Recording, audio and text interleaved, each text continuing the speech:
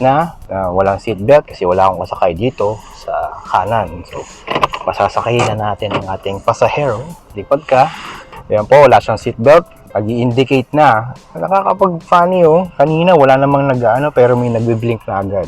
Kaya, di ba? Kapag may nakaupo, nagbi-blink na nag-i-indicate na walang naka-seatbelt. Hindi naka-seatbelt ang ating pasahero.